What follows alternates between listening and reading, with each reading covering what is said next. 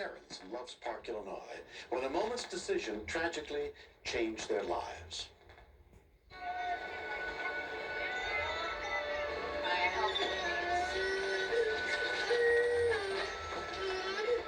So you made my man, Coby, it was his nap time. It was like 12:30, 1 o'clock, so he was cranky. He was a pretty bullheaded little boy. He was wanting to get out. I'll come over here, I'll let you out, all right? I was getting frustrated with him. He was driving me nuts. So I undid his car seat so he could move about in his car seat a little bit more comfortably. 10 minutes, 15 minutes, we were sitting there, and I thought I seen my wife come out of the store. Is that Mom? I started driving, and the parking lot was pretty full, so I had to go around a bunch of cars to the far lane.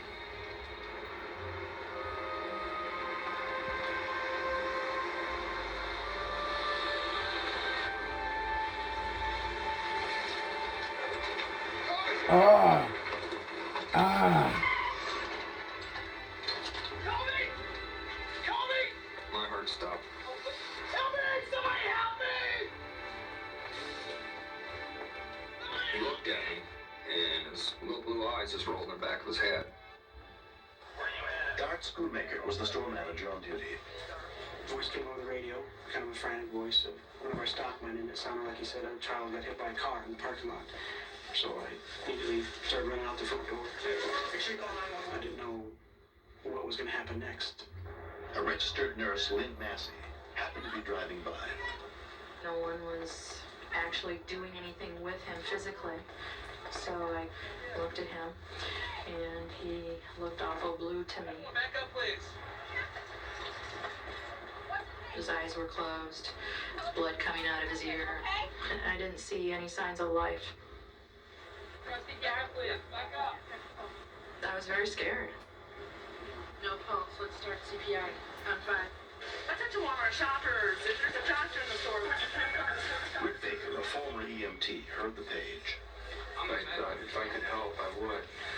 And I could tell when I looked at this young man that he was very scared.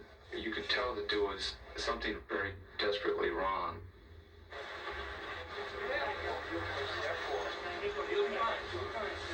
Anything? No pulse. When I first saw the baby, it just didn't look real at all. To take this little child in my hands and not feel any life whatsoever, it's a feeling I'll never forget for the rest of my life.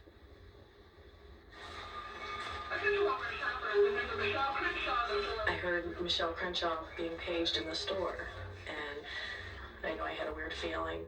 I remember going, please tell me Michelle Crenshaw works here. I'm Michelle Crenshaw. Oh, Michelle is the next one. You got the parking lot. Oh, yeah, man. I came to Mark, and he grabbed me, and I remember it was like immediately, is he dead? 2 and 3 and 4. We continued CPR, but still no response. There really wasn't any change. Check his pupils. 1, 2, 3. But I was in shock. I knew it wasn't good. I told my wife it wasn't too good. And then finally the paramedics showed up. By the time a Rockford Fire ambulance arrived on the scene, including paramedic Chris Scott, it had been almost 10 minutes. The patient's still unconscious, no pulse, and when I actually looked down and saw the 2-year-old boy laying there, that's when your heart stops and you move faster. Okay, you got the airport over? All right. I never lost traction on the baby's head and spine. There's no way I was going to stop. I was going to do everything I could for this little baby.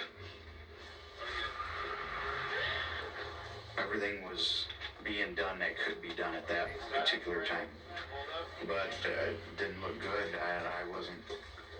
It just hits you that, here's another 2-year-old that possibly isn't going to make it. As they pulled away, I thought I'd probably be going to his funeral. I cried a lot afterwards. I've never held a dead baby before.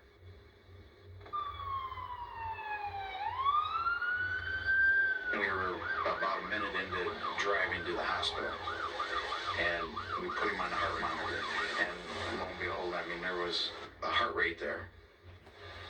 At Rockford Memorial Hospital, 2-year-old Coby Crenshaw was examined by emergency physician Spiro Analytis and Dr. Jane Kotecki.